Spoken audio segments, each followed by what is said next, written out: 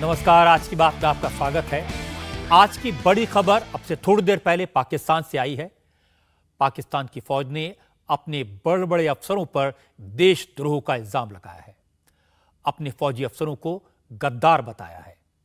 बगावत करने के इल्जाम में 15 टॉप लेवल के आर्मी अफसरों को बर्खास्त कर दिया गया है।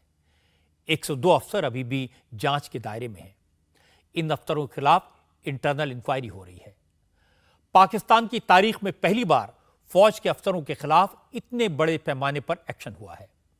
हैरानी की बात यह कि लेफ्टिनेंट जनरल, मेजर जनरल और ब्रिगेडियर लेवल के अफसरों को सिर्फ बर्खास्त नहीं किया गया, बाकायदा प्रेस कॉन्फ्रेंस करके वीडियो दिखाए गए।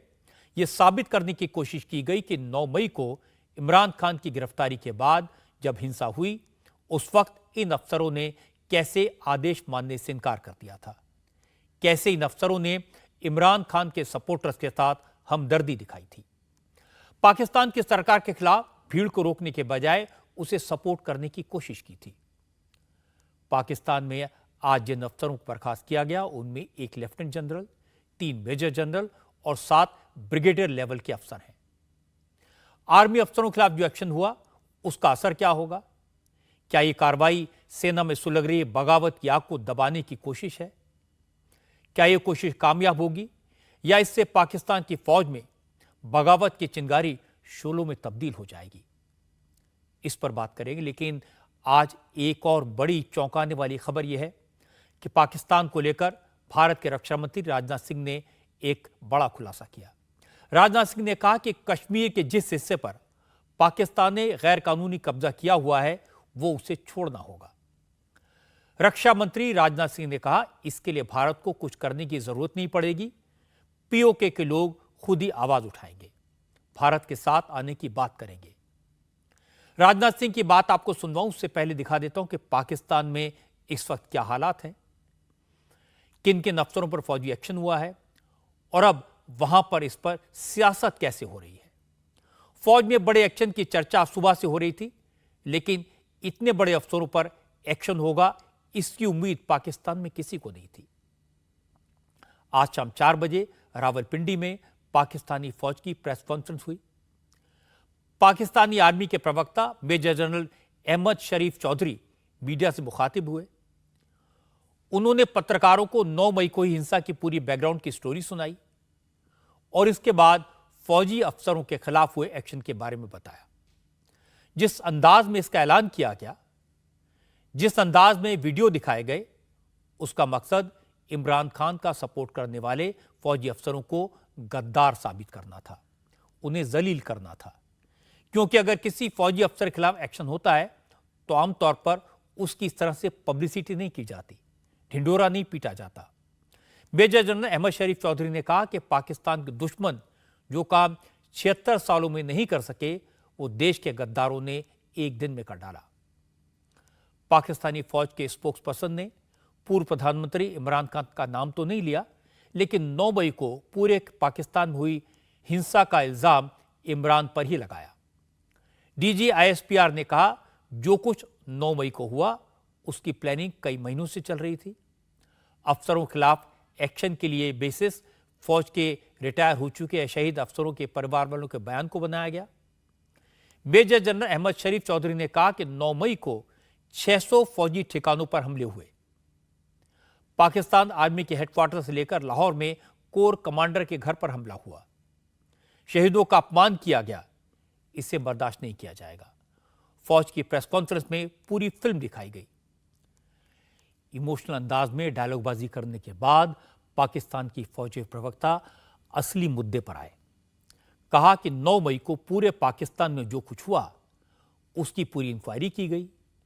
जांच में तमाम फौजी अफसरान गुनहगार साबित हुए और इसके बाद army chief general Asim Munir ने लेफ्टिनेंट जनरल, मेजर जनरल और ब्रिगेडियर रैंक के कुल 15 आर्मी अफसरों के खिलाफ सख्त एक्शन लिया है। पाकिस्तानी फौज के प्रवक्ता ने बताया कि 9 मई की हिंसा को army chief general Asim Munir ने बहुत सीरियसली लिया। इसीलिए कई रिटायर्ड आर्मी अफसर्स और उनके रिश्तेदारों के खिलाफ भी एक्शन लिया जा रहा है। इसके लिए खास तौर पर 17 मिलिट्री कोर्ट्स बनाए गए हैं और सबका कोर्ट मार्शल किया जाएगा। पाकिस्तानी फौज ने जिस तरह से 3 स्टार लेफ्टिनेंट जनरल और 2 स्टार मेजर जनरल से लेकर ब्रिगेडियर लेवल के अफसरों पर कार्रवाई की है, उससे क्लियर हो गया कि इमरान खान को लेकर पाकिस्तानी फौज बुरी तरह डिवाइडेड है। 9 मई को पाकिस्तानी फौज के कई अफसरों ने आर्मी चीफ का हुक्म मानने से साफ इनकार कर दिया था।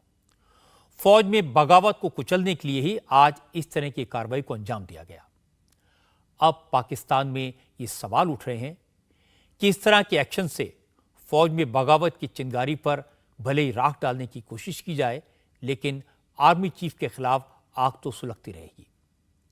लेकिन पाकिस्तान की फौज के प्रवक्ता ने बार बार जोर देकर कहा कि गद्दारों के खिलाफ एक्शन हो रहा है, पूरी फौज army chief general Asim Munir के पीछे एकजुट है। जिस मुल्क में फौज के अफसर आपस में लड़ रहे हों, जिस मुल्क में फौज सियासत का मोहरा बन गई हो, जिस मुल्क में फौजी अफसरों को बगावत के इल्जाम में बर्खास्त किया जाए, जिस मुल्क की आर्मी अपनी ही आवाम को कुचलने में लग जाए, उस मुल्क का वही हाल होता है जो पाकिस्तान का हो रहा है। पाकिस्तान के लोगों के पास खाने को रोटी नहीं है, सरकार के पास पैसा नहीं है, खजाना खाली हो चुका है, कोई पाकिस्तान को उधार देने के लिए तैयार नहीं है और पाकिस्तान की जनता परेशान होकर सड़कों पर उतरने के लिए मजबूर है। बगावत की आवाज़ सुनाई दे रही है, आग सुलग रही है और इन सारी बातों से ध्यान हटाने के लिए फौज ने बड़े बड़े अफसरों पर एक्शन ले लिया। अब इसके बाद पाकिस्तान के हालात के लिए भारत को जिम्मेदार ठहरा दिया जाएगा, लेकिन मुझे लगता है कि पाकिस्तान की जनता भी हुकूमत और फौज की इन चालों को अब समझ चुकी है। इसीलिए आज भारत के रक्षा मंत्री राजनाथ सिंह ने कहा वो दिन दूर नहीं जब पाकिस्तान को पीओके से गैर कानूनी कब्जा छोड़ना होगा और इसके लिए भारत को फौजी कार्रवाई की जरूरत नहीं पड़ेगी, क्योंकि पीओके की आवाम ही पाकिस्तान से अलग होने का ऐलान कर देगी। जम्मू में हो रहे नेशनल सिक्योरिटी कॉन्क्लेव में डिफेंस मिनिस्टर राजनाथ सिंह ने कहा वो दिन दूर नहीं जब पाकिस्तान के कब्जे वाला कश्मीर भी भारत को वापस मिलेगा और इसके लिए भारत को कोई खास कोशिश भी नहीं करनी पड़ेगी। पीओके पर सिर्फ गैर कानूनी कब्जा कर लेने से पाकिस्तान की कोई लोकस स्टैंडाई नहीं बनती है। भारत की संसद में पीओके को लेकर एक सर्वसम्मत प्रस्ताव पारित है कि वह भारत का ही हिस्सा था, है और आगे भी हम मानते रहेंगे। और इस मंशा को एक नहीं, कम से कम 3 प्रस्ताव संसद में इस मंशा को लेकर पारित किए जा चुके हैं। साथियों, हमारा अब तो आप ये देख रहे हैं कि पीओके में क्या हो रहा है। मैंने एक बात कहा था कि मुझे लगता है कि बहुत ज्यादा हमको कुछ करने की जरूरत नहीं पड़ेगी। पाक ऑक्युपाइड कश्मीर के लोगों पर जो जुल्म ढाया जा रहा है, वहीं से यह डिमांड उठेगी कि हमको भारत में अपने को मर्ज करना है। राजनाथ सिंह जो कह रहे थे, इसका एक सबूत मैं आपको दिखा देता हूं।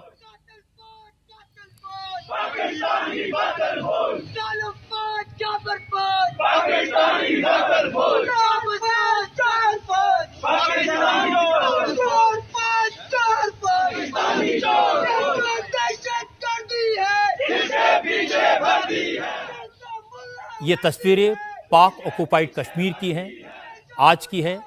वहां के लोग किस कदर पाकिस्तान की सरकार से नाराज हैं, ये आप इस वीडियो में देख सकते हैं।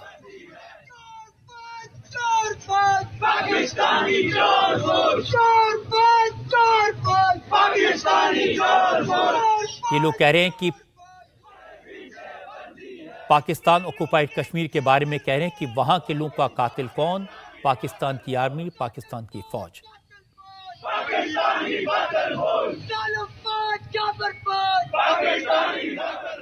पाक ऑक्युपाइड कश्मीर के बारे में बताने के अलावा राजनाथ सिंह ने देश की सुरक्षा के बारे में, पड़ोसी देशों के साथ रिश्तों के बारे में आज काफी खुलकर बात की। रक्षा मंत्री ने कहा कि चीन के साथ सीमा विवाद कोई नया नहीं है, बहुत दिनों से चला आ रहा है। राजनाथ सिंह ने कहा कि सरकार इस मसले को बातचीत से निपटाने की कोशिश कर रही है। रक्षा मंत्री ने कहा कि मोदी सरकार बॉर्डर इंफ्रास्ट्रक्चर को बेहतर बनाने के लिए लगातार काम कर रही है।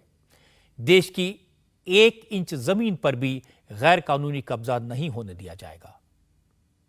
चीन के साथ भी कई बार कुछ मुद्दों को लेकर मतभेद हो जाता है, मगर सच है कि लंबे समय से चीन के साथ सीमा को लेकर पर्सनल डिफरेंस है ही, और इसके बावजूद कुछ ऐसे समझौते हैं, कुछ ऐसे प्रोटोकॉल्स हैं जिनका पालन करते हुए दोनों देशों की सेनाएं पेट्रोलिंग करती हैं। 2013 के बाद LAC से सटी भारतीय सीमा पर बराबर कुछ न कुछ हरकतें होती रही हैं, इसमें कोई हर्ज नहीं है। कोई लेकिन बहुत बड़ा कब्जा हमारी गवर्नमेंट आने के बाद हो गया हो, बहुत बड़ा बदलाव कोई हो गया है, इसे मैं खारिज करता हूं। भारत और चीन के बीच सीमा के विवाद का हल बातचीत के रास्ते और शांतिपूर्ण तरीके से हो, हम ये चाहते हैं। मिलिट्री और डिप्लोमेटिक लेवल पर बातचीत इस समय चल भी रही है। मैं आप सभी को आश्वस्त करना चाहता हूं कि हम भारत की सीमा, उसके सम्मान और उसके स्वाभिमान से किसी भी सूरत में समझौता नहीं करेंगे। इसमें तो कोई दो राय है ही नहीं कि पाकिस्तान ने कश्मीर के कुछ हिस्से पर गैर कानूनी कब्जा किया हुआ है और उसे यह कब्जा एक न एक दिन छोड़ना ही होगा। पाकिस्तान ने कश्मीर के जिस इलाके पर गैर कानूनी कब्जा किया है उसके रिसोर्सेज का वो पूरा इस्तेमाल कर रहा है, लेकिन उसने कभी ऑक्युपाइड कश्मीर के लोगों को अपना नहीं माना, उनके साथ जुल्म किए, ज्यादती की, POK के लोगों को बुनियादी हक नहीं दिए। इसीलिए वहां पाकिस्तान की सरकार और फौज के खिलाफ नाराजगी लगातार बढ़ती जा रही है।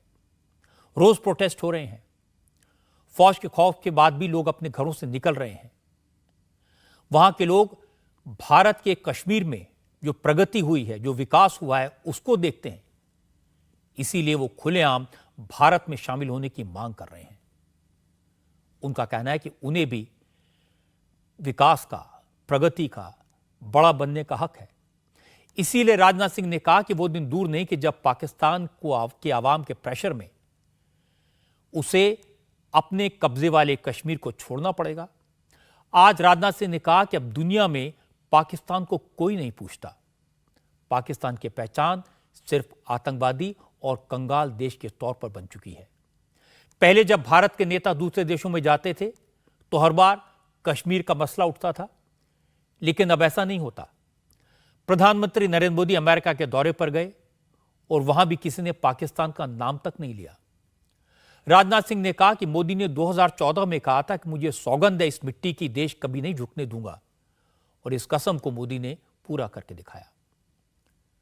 आज पूरी दुनिया में भारत एक बड़ी ताकत बनकर उभरा है। मजे की बात यह है कि पाकिस्तान के former prime minister Imran Khan ने भी आज यही बात कही। इमरान ने कहा कि अमेरिका का राष्ट्रपति भारत के प्राइम मिनिस्टर को गले लगाता है। अमेरिका में वहां की संसद भारत के प्राइम मिनिस्टर के सम्मान में खड़े होकर तालियां बजाती हैं, तो दूसरी तरफ पाकिस्तान के हुक्मरानों में उनको अमेरिका को कोई अफसर पूछता तक नहीं है। इमरान खान ने कहा कि भारत दुनिया में बड़ी ताकत के तौर पर उभर रहा है, जबकि पाकिस्तान की इमेज पूरी दुनिया में एक गरीब और बदहाल मुल्क की बन चुकी है। कि मैंने आज नरेंद्र मोदी की सोशल मीडिया पे स्टेटमेंट देखी कि उसने कहा पाकिस्तान की तो बात ही ना करो, हम तो अब अमेरिका के साथ यानी हमारा पार्टनर अब अमेरिका है, फ्यूचर हमारी है इस पार्टनरशिप में है, तो पाकिस्तान की तो बात ही ना करो, पाकिस्तान तो अपने बोझ के अंदर ही ख़त्म हो रहा है। और ये जो ये तकब्बर भरी स्टेटमेंट थी, ये तब हुई जबकि इसने अमेरिका का नरेंद्र मोदी ने दौरा किया और उस दौरे में बड़ी ज़बरदस्त इन्होंने कॉन्ट्रैक्ट साइन किए अमेरिका के साथ आर्टिफिशियल इंटेलिजेंस टेक्नोलॉजीज़ में, डिफेंस कॉन्ट्रैक्ट्स, हर चीज़ में। और उसके बाद जाहिर है एक फीलिंग आ गई है तकब्बर की कि हम एक सुपर पावर के पार्टनर बन गए हैं और पाकिस्तान किधर, और पाकिस्तान तो जिस तरफ जा रहा है अपने बोझ में डूबता जा रहा है। मुझे तकलीफ़ इसलिए है कि बाहिसियत पाकिस्तानी मुझे बड़ी तकलीफ़ हुई कि इनकी स्टेटमेंट, जॉइंट स्टेटमेंट आई अमेरिका की और हिंदुस्तान की कि पाकिस्तान का बस अब सिर्फ एक रह गया है कि दहशतगर्द है, बस ये हमें वहां ला के खड़ा कर दिया है कि वो जो कश्मीर में हो रहा है। तो ये नतीजा मिला है कि आज वो जिनकी 14 महीने से ये खिदमत कर रहे हैं, उन्होंने इनके ऊपर एक ऐसी स्टेटमेंट दी है कि पाकिस्तान की हैसियत बता दी है। हिंदुस्तान है अगला, आपने हिंदुस्तान के अगर इसी तरह उनके चेले बन के रहना तो ठीक है, नहीं तो आपकी कोई हैसियत नहीं है। असल में इसका ये मफहूम निकला है। इमरान खान की बात तो सही है।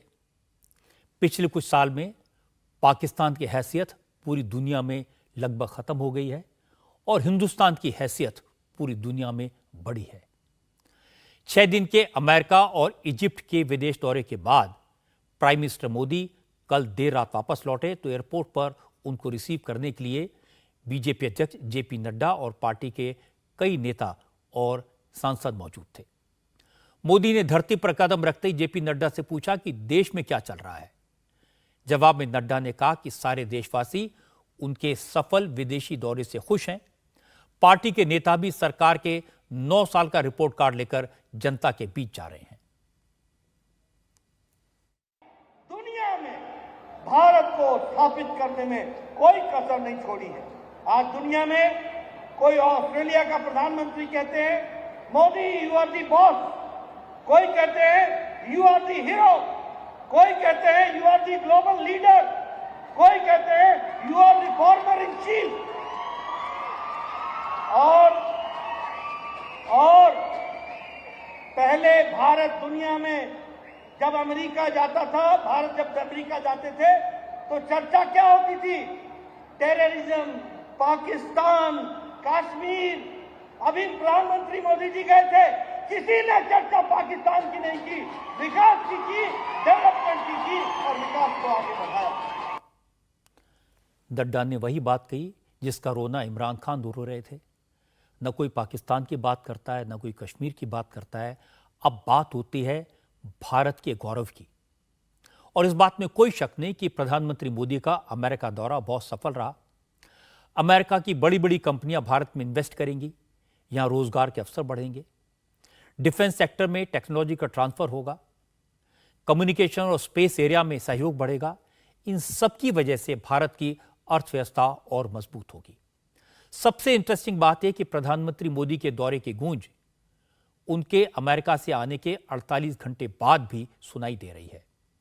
अमेरिका के प्रेसिडेंट जो बाइडेन ने मोदी के दौरे का वीडियो उसकी कुछ क्लिप्स को मिलाकर बनाया और उसे ट्वीट किया। यह वीडियो मैसेज आज ट्विटर पर पोस्ट किया गया। प्रेसिडेंट बाइडेन ने लिखा, भारत और अमेरिका की दोस्ती इस समय दुनिया में सबसे अहम है, सबसे महत्वपूर्ण है और अब ये दोस्ती पहले से ज्यादा मजबूत और पहले से ज्यादा डायनेमिक है। Secured our independence, bound by the same words in our Constitution. First 3 words, we the people. Indians and Americans are both peoples who innovate and create, turn obstacles into opportunities, who find strength in community and family, and who cherish freedom and celebrate the democratic values of universal human rights, which face challenges around the world and in each of our countries, but which remain so vital to the success of each of our nations. Press freedom, religious freedom, tolerance, diversity. The bottom line is simple. We want people everywhere to have the opportunity to live in dignity. That is a cornerstone of this essential partnership between India and the United States, and that is why I know the friendship between our nations is only going to grow as we face the future together. आमतौर पर America जैसे बड़े मुल्क में किसी head of the state के दौरे के बाद उसकी चर्चा, उसकी बात खत्म हो जाती है, लेकिन नरेंद्र मोदी का दौरा खत्म होने के 48 घंटे बाद प्रेसिडेंट बाइडेन ने यह वीडियो ट्वीट किया। ये बड़ी बात है, एक बड़ा मैसेज है। जहां तक मोदी का सवाल है, विदेश दौरे से लौटने के बाद मोदी तुरंत काम पर जुट गए। घर पहुंचते ही प्रधानमंत्री मोदी ने अमित शाह को बुलाया और मणिपुर की सिचुएशन के बारे में अपडेट लिया। दोनों नेताओं के बीच करीब 3.5 घंटे तक मणिपुर के हालात पर बात हुई। मणिपुर में पेट्रोलियम और गैस की किल्लत ना हो, इसके लिए प्रधानमंत्री की तरफ से जरूरी कदम उठाने के निर्देश दिए गए। इसी बीच मणिपुर में फिलहाल शांति की खबर मिल रही है, लेकिन हालात को देखते हुए इंटरनेट पर बैन को 30 जून तक बढ़ा दिया गया है। मणिपुर के chief minister N Virendra Singh को होम मिनिस्टर अमित शाह ने केंद्र सरकार की तरफ से हर मुमकिन मदद का भरोसा दिया है, लेकिन विरोधी दल मणिपुर के हालात को लेकर केंद्र सरकार को लगातार घेर रहे हैं। कांग्रेस ने मांग की है कि इस मामले में प्रधानमंत्री को दखल देना चाहिए, ऑल पार्टी मीटिंग बुलानी चाहिए। ममता बनर्जी ने भी केंद्र सरकार पर हमला किया, लेकिन ममता के लिए बुरी खबर यह है कि अब कोलकाता हाईकोर्ट ने बंगाल में पंचायत चुनाव के दौरान हो रही हिंसा पर नाराजगी जाहिर की। कलकत्ता हाईकोर्ट की जज ने तो यहां तक कह दिया कि जो हालात हैं, जिस तरह से खून खराबा हो रहा है, उसे देखते हुए पंचायत चुनाव पर रोक लगा देनी चाहिए। The election is to be stopped. That can be. That If can they are not, my lord, that can be. If the entire election the can be condition is such in a panchayat election with so much of violence, unrest, bloodshed. It's a shame for the state. You are representing the state, Mr. Mahato. stopped, my lord, not You are representing the state. You are not representing a particular individual, no, my lord. right? But So what is the picture that is going out? Why will this be shown? Bhangod and in Bhangod, my lord. I am not concerned with any constituency. I am concerned with the state. my lord. Why will this There be are disturbance in 8 blocks. It is confirmed. 8? Why will there be disturbance in even one? Should not be, but it Should is not going be. on. It is you. It is going on. You Even- are the even- state. Even in 2003, and Again. by the CRPF. You go back to 2003 and 1993. Please don't do this. We are all reasonable persons. Let us act reasonably. My lord. Let us not enter into debates. The court can understand what the situation is, because I am getting matters where people are beaten up, they are threatened with rape. Justice Amrita Sinha की चिंता वाजिब है। बंगाल में पंचायत चुनाव के दौरान लगातार बमबाजी, firing, आगजनी, हमले और हत्या की खबरें आ रही हैं। कल ही नादिया जिले के कृष्णगंज इलाके से बीजेपी के एमएलए मुकुटमणि अधिकारी के परिवार पर हमला हुआ। इस हमले में विधायक के भाई अनुपम अधिकारी और पिता भूपाल अधिकारी गंभीर रूप से घायल हुए हैं। मुकुटमणि अधिकारी ने तृणमूल कांग्रेस के कार्यकर्ताओं पर हमले का आरोप लगाया है। अब तक तो 9 लोगों की हत्या हो चुकी है। कलकत्ता हाईकोर्ट ने चुनाव के दौरान सेंट्रल पैरामिलिट्री फोर्सेस की तैनाती के ऑर्डर दिए। केंद्र सरकार की तरफ से 337 कंपनियां भेजी जा चुकी हैं। राज्य चुनाव आयोग ने सेंट्रल फोर्सेस की 485 एक्स्ट्रा कंपनीज और मांगी हैं, लेकिन हालात नहीं सुधर रहे। इसीलिए हाईकोर्ट ने नाराजगी जाहिर की, लेकिन हाईकोर्ट की डांट फटकार का ममता बनर्जी पर या उनकी सरकार पर कोई असर नहीं पड़ा। ममता बनर्जी 12 साल के बाद आज पहली बार पंचायत चुनाव के कैंपेन में उतरी। पहले वो जलपाईगुड़ी में माल बाजार इलाके के टी स्टॉल में गई, खुद चाय बनाई और वहां आने वाले लोगों को पिलाई। इसके बाद ममता बनर्जी कूच बिहार गई और यहां उन्होंने मोदी सरकार पर आरोपों की झड़ी लगा दी। ममता ने कहा कि केंद्र सरकार पश्चिम बंगाल को पैसे नहीं दे रही है, राज्य के साथ भेदभाव कर रही है। ममता बनर्जी ने कहा कि जहां बीजेपी को हार का डर होता है, वहां पैरामिलिट्री फोर्सेस के जरिए प्रेशर बनाने की कोशिश की जाती है। मुझे कूच बिहार बहुत पसंद है। मैं बार बार कूच बिहार आती हूँ। बीएसएफ आपके बच्चों की गोली मारकर हत्या कर रही है और सबसे बड़ा डकैत बीजेपी का मंत्री है, लेकिन उसके ऊपर कोई कानूनी कार्रवाई नहीं होती है। होम मिनिस्टर गुंडा हो सकता है, वो अफ्रीका घूम रहा है, वो अफ्रीका से फिर वापस आएगा और 100 लोगों के काफिले के साथ यात्रा करेगा, लेकिन चुनाव आयोग कोई एक्शन नहीं लेगा। लेकिन आपको चुनाव के वक्त ये सब याद रखना चाहिए। पंचायत इलेक्शन में ममता के कैंपेन को बीजेपी अपनी जीत बता रही है। बंगाल बीजेपी के अध्यक्ष सुकांता मजूमदार ने कहा कि ममता को पंचायत चुनाव में रैलियां करनी पड़े। इससे साफ है कि बंगाल में तृणमूल कांग्रेस की हालत खराब हो गई है। ममता समझ गई है कि इतनी हिंसा और गुंडागर्दी के बाद भी बीजेपी को रोकना मुश्किल है। 12 साल के बाद ममता बनर्जी पंचायत चुनाव के प्रचार के लिए उतर रही है। ये तो बीजेपी के लिए और एज ए स्टेट प्रेसिडेंट के लिए, मेरे टीम के लिए इट्स ए ग्रेट अचीवमेंट कि 12 साल बाद ममता बनर्जी को लग रहा है कि उनका अपोजिशन ऐसा बड़ा हो गया है कि उनको जमीन पे उतरना पड़ रहा है, और वो भी उत्तर बंगाल से, और उत्तर बंगाल से ही ममता बनर्जी की बर्बादी की शुरू होगी। ये लोग 2 तारीख के बाद, 2 मई के बाद बोल रहे थे कि पश्चिम बंगाल में बीजेपी है ही नहीं, बीजेपी चला गया है।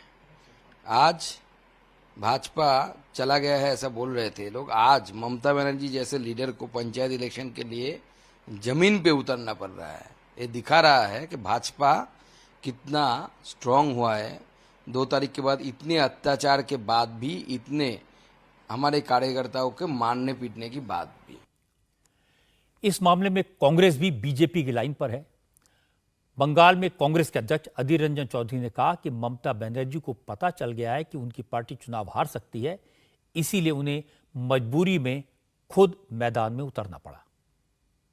मजबूरी है क्योंकि ममता बनर्जी की बखूबी ये मालूम हो चुके हैं कि इस बार पंचायत चुनाव में, अगर पंचायत चुनाव में आम लोगों की शिरकत करने का कोई मौका मिलेगा तो ये सारे उनकी मतदान सत्तारूढ़ पार्टी के खिलाफ जाएंगे।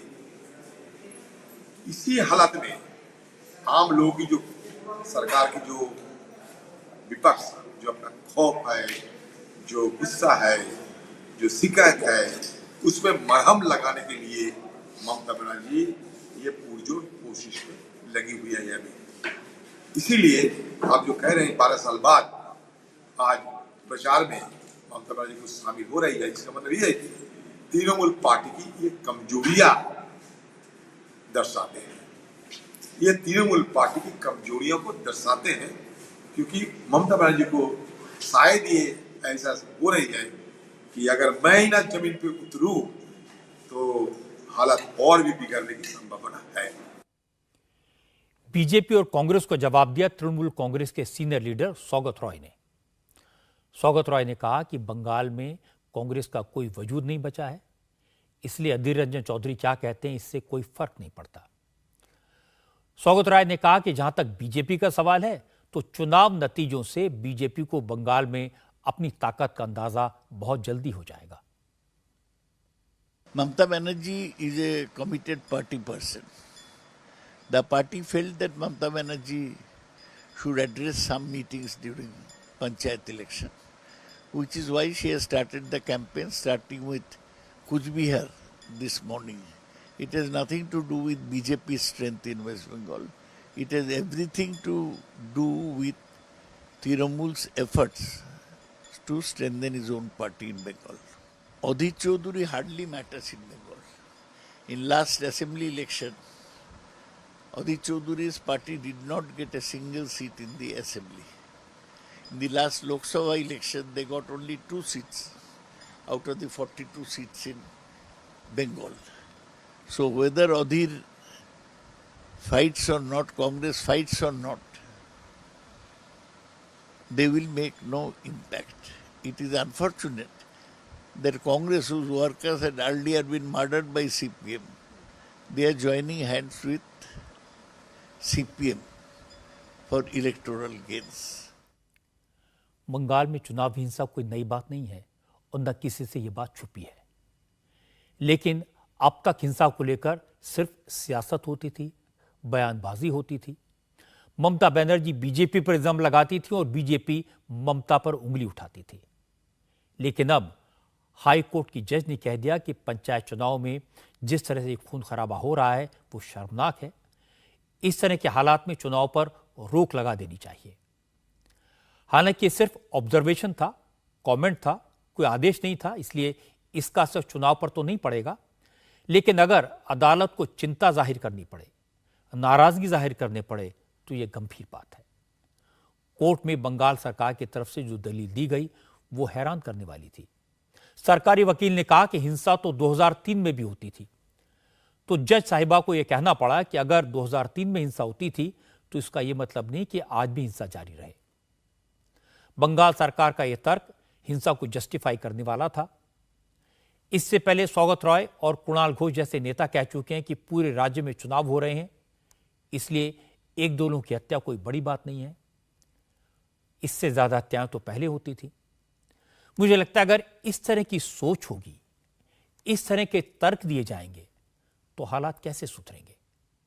कभी नहीं सुधरेंगे। और ये बंगाल के लोगों के लिए अच्छा नहीं है। आज देश के तमाम हिस्सों से बारिश और बाढ़ की भयानक तस्वीरें आई। जम्मू कश्मीर, हिमाचल, उत्तराखंड से लेकर राजस्थान, गुजरात और महाराष्ट्र में जबरदस्त बारिश हो रही है। हालांकि मानसून का सीजन है, देश के ज्यादातर हिस्सों में मानसून सक्रिय है, लेकिन कुछ इलाकों में ज्यादा बारिश के कारण हालत काफी खराब हो गई है। सबसे ज्यादा बारिश हिमाचल में दर्ज की गई, लेकिन मानसून की बारिश से सबसे ज्यादा तबाही जिन जगहों पर हुई वो हैं जहां पर लैंडस्लाइड हुआ। इसकी वजह से 2 नेशनल हाईवे समेत हिमाचल की 301 सड़कों पर ट्रैफिक थम गया। चंडीगढ़ मनाली हाईवे 22 घंटे तक ब्लॉक रहा। लंबी जद्दोजहद के बाद इस रास्ते के एक हिस्से को खोला जा सका। हाईवे बंद होने से मंडी पनोह और नागचला में लंबा ट्रैफिक जाम लगा रहा। वैसे भी टूरिस्ट का सीजन है, भारी संख्या में हिमाचल में टूरिस्ट पहुंचे हुए हैं। वो बारिश के कारण रास्तों में फंस गए हैं। सड़कों पर गाड़ियों की लंबी लाइनें लगी हुई हैं। चंडीगढ़ मनाली हाईवे पर 12 किलोमीटर लंबा जाम लगा हुआ है। जो जहां था वो वहीं पर ठहर गया। लोगों के पास न खाना है न पानी। सरकारी मदद पहुंचने में वक्त लग रहा है। कई जगह तो हाल ही हो गया कि वक्त काटने के लिए टूरिस्ट ने सड़क पर ही डेरा जमा लिया। कोई गाना गाने लगा तो कोई खाने पीने के इंतजाम में जुट गया।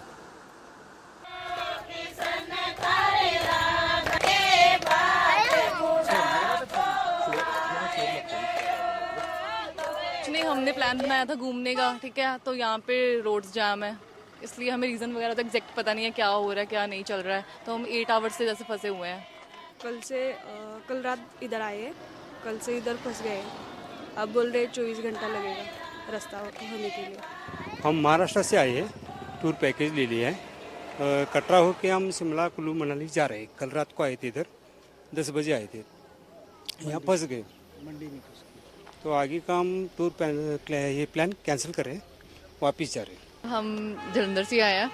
हमें दिक्कत ये आ रही है कि हमें बहुत भूख लगी है, और तो कोई दिक्कत नहीं, बस वेट कर रहे हैं कब जाम खुले, कब जाएं। आप देखिए लगभग 6 से 7 किलोमीटर का यहाँ पे जाम लगा हुआ है। ना इधर जा सकते ना कहीं पे जा सकते, बच्चे साथ हैं, ना खाने का है, कुछ भी नहीं है यहाँ। तो ये प्रशासन का बिल्कुल उनको ये बहुत पहले कर लेना चाहिए। पूरी फैमिली के साथ है सर। अब वेकेशंस के चल रहे हैं बच्चों की, सब स्कूलों ऑफ हैं, तो वेकेशंस पे निकले थे, लेकिन ये वेकेशन तो लगता नहीं कि कंप्लीट हो पाएगा।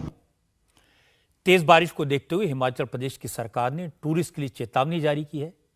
हिमाचल आने वाले लोगों से सावधान रहने को कहा गया है। सरकार ने कहा कि हिमाचल आने से पहले मौसम की जानकारी ले लें, ट्रैफिक का अपडेट ले लें, उसके बाद ही ट्रैवल शुरू करें, वरना मुसीबत में फंस सकते हैं। सरकार का कहना है कि मानसून की सीजन में ऐसी दिक्कतें आती हैं, लेकिन इस बार बारिश अचानक हुई है, इसलिए डिजास्टर मैनेजमेंट की टीमें लगाई गई हैं ताकि टूरिस्ट को रेस्क्यू किया जा सके। मानसून जब आती है तो इस प्रकार की घटनाएं बहुत सी सामान्य होती है। अगर मंडी जिले की बात करें तो मंडी जिले का जो है हमारा मंडी से पंडोह के बीच में है, नेशनल हाईवे का काम चला हुआ था, वहाँ पे बहुत जगह में अवरुद्ध हुआ है।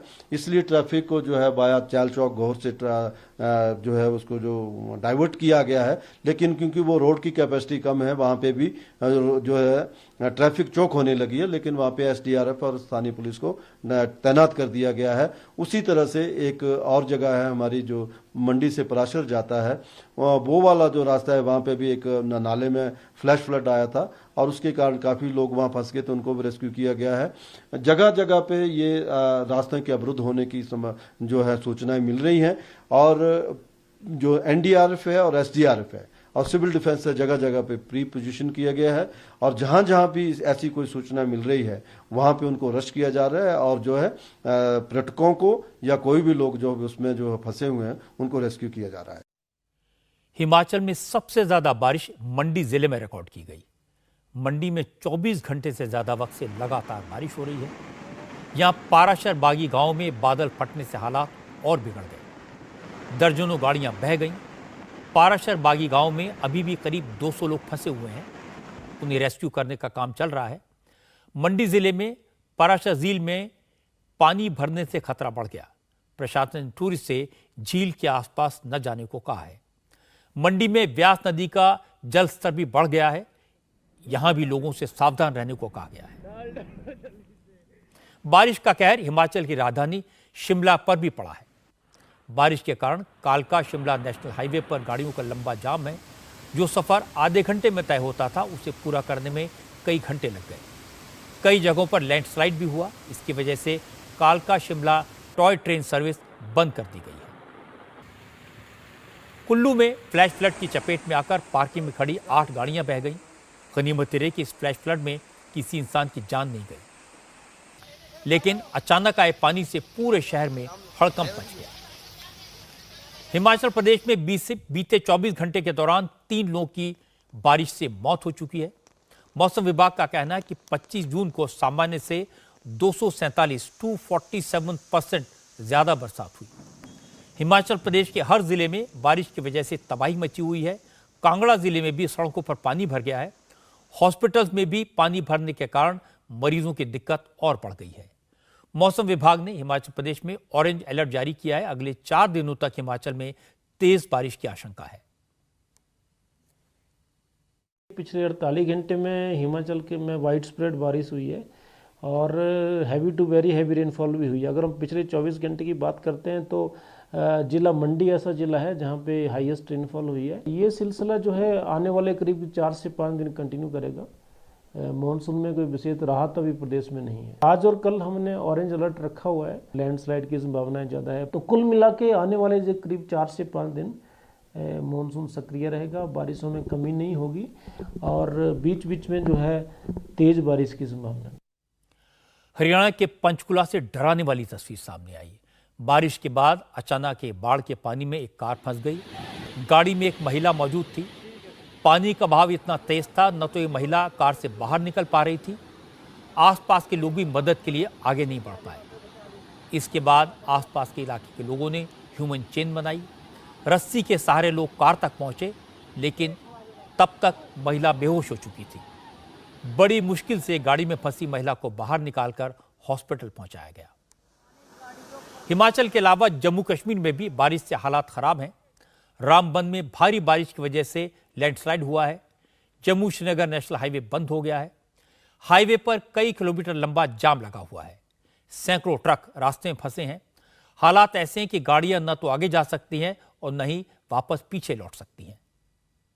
हम रात के खड़े हैं 9 बजे से 9 बजे कानवाई रोक दी। 9 बजे से हम खड़े हैं रात के। तो 250-300 के करीब इधर ट्रक के खड़े हैं। हमारी यही मांग है गवर्नमेंट से कि हमारे को यहाँ से छोड़ा जाए। हमारा बड़ा दिन है, ईद आने वाली है। बस हमारी यही रिक्वेस्ट है कि हमारे को छोड़ा जाए। उत्तराखंड के कई इलाकों में भी बारिश से हालात बिगड़े हुए हैं। मौसम विभाग ने नैनीताल, चंपावत, पिथौरागढ़, बागेश्वर और देहरादून समेत कई जिलों में ऑरेंज अलर्ट जारी किया है। केदारनाथ यात्रा को अगले आदेश तक रोक दिया गया है। हरिद्वार में भी मूसलाधार बारिश हो रही है। बारिश का पानी लोगों के घरों के अंदर पहुंच गया है। मानसून ने सेंट्रल गुजरात में भी दस्तक दी है।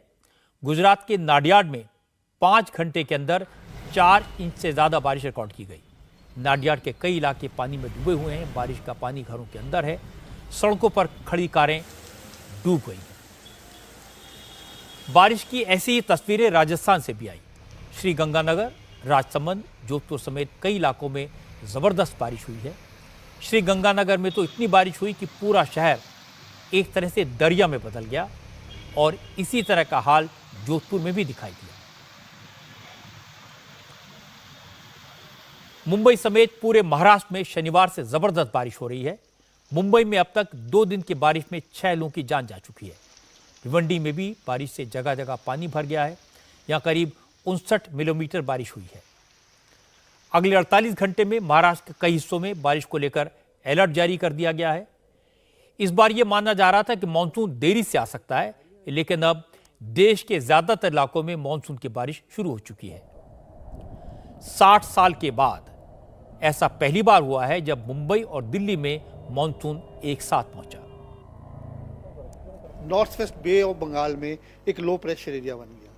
अगर आप उस सैटेलाइट पिक्चर के माध्यम से अगर मैं आपको समझाऊंगा कि जहाँ पे एक देखिए बड़ा सा कन्वेक्शन है, जहाँ पे एक लो प्रेशर एरिया कल फॉर्मेशन हो गया था जो अभी नॉर्थ उड़ीसा के पास है, और इसके प्रभाव से क्या था कि जो हवाएं हैं बे ऑफ बंगाल से ये सारा कुछ हमारा NCR Delhi north west India तक आ रही थी। उसके प्रभाव से ये सारे रीजन में दिल्ली में ऑनसेट ऑल ऑफ सडन थोड़ा स्पीड अप से हो गया।